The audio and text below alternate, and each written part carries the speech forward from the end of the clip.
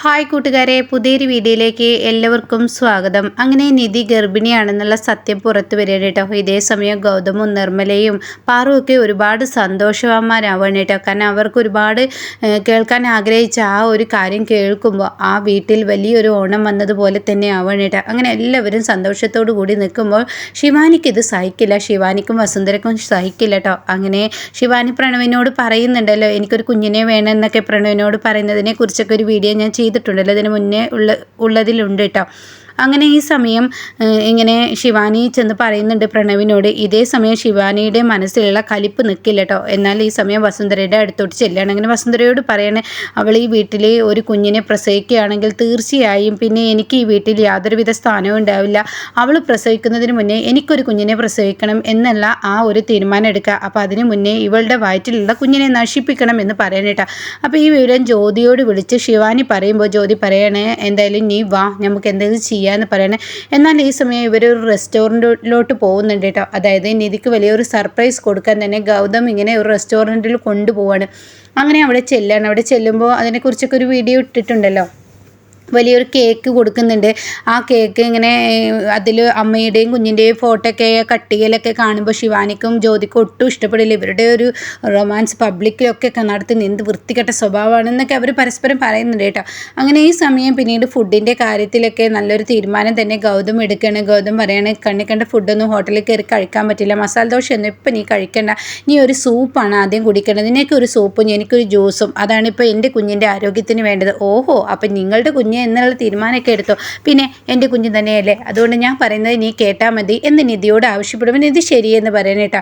അങ്ങനെ ഇവരിങ്ങനെ ഈ സൂപ്പുമായി അങ്ങനെ സപ്ലൈ പോയി അങ്ങോട്ടേക്ക് വരികയാണ്. അപ്പോൾ ഈ സൂപ്പ് ഇങ്ങനെ കൊണ്ടുവരുന്ന സമയത്ത് ജ്യോതി ഇയാളുടെ മുന്നിൽ ചെന്നിട്ട് കുറേ പണം ഇട്ട് കൊടുക്കുന്നുണ്ട്. പണം നിലത്തേക്ക് വീഴുന്നത് പോലെ ഇങ്ങനെ കാട്ടിക്കൂട്ടുകയാണ്. അങ്ങനെ ആ പണം അങ്ങ് വീഴുമ്പോൾ അയാളോട് പറയാം, എനിക്ക് നടുവേദനയാണ്, എനിക്ക് കുനിയാൻ വയ്യ, നീ പണം എടുത്തുകൊണ്ടാന്ന് പറയുന്ന സമയത്ത് ശിവാനി ആ സൂപ്പിൽ ഇങ്ങനെ വിഷം കലർത്തുന്നുണ്ട് കേട്ടോ. കുഞ്ഞിനെ കളയാനുള്ള ആ ഒരു വിഷം കലർത്തുന്നുണ്ട്.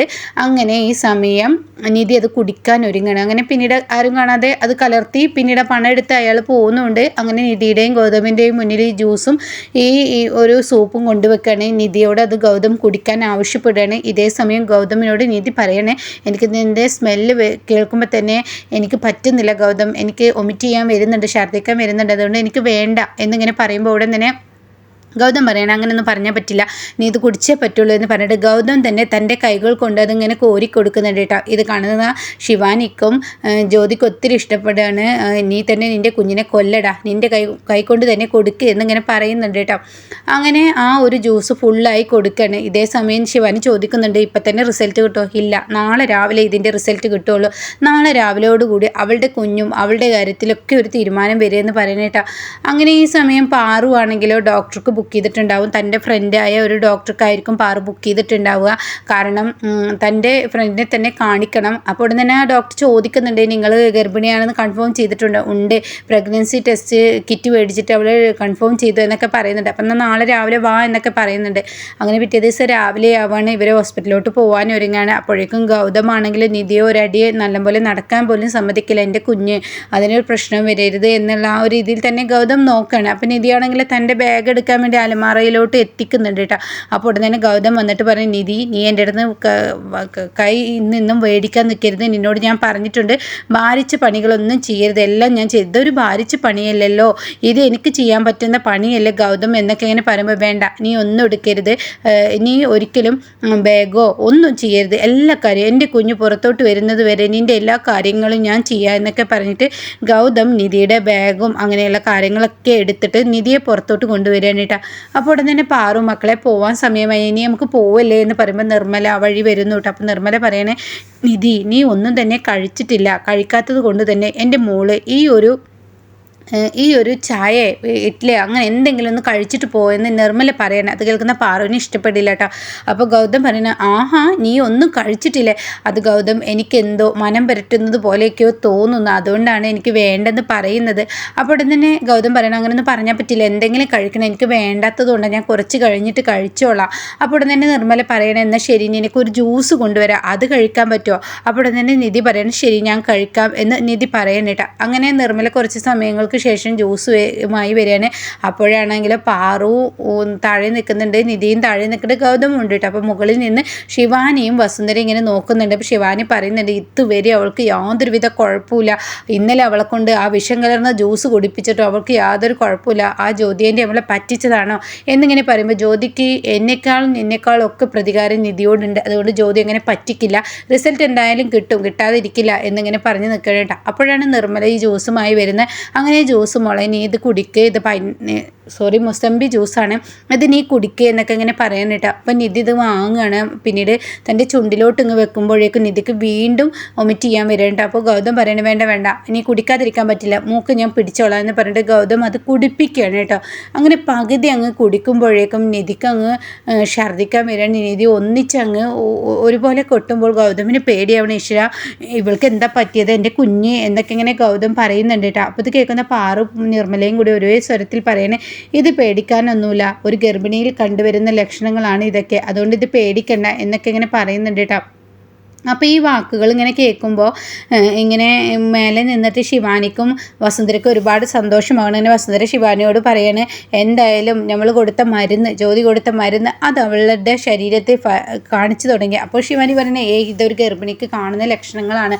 അപ്പോഴേക്കും നിധി കാണാൻ എനിക്കെൻ്റെ വയറ് വേദനിക്കുന്നു, എനിക്ക് സഹിക്കുന്നില്ല എന്ന് പറഞ്ഞ് നിധി കരയാണ് കേട്ടോ. അത് കേൾക്കുന്നതിനോട് കൂടി ഗൗതം നിധി ഇത് നീ കാര്യത്തിൽ പറയാം, എനിക്കെൻ്റെ വയറിൽ ആരൊക്കെ പിടിച്ച് വലിക്കുന്നത് പോലെ എനിക്ക് സഹിക്കുന്നില്ല എന്ന് പറഞ്ഞിട്ട് നിധി ഇങ്ങനെ കരയാണ്, പൊട്ടിക്കരയാണ്.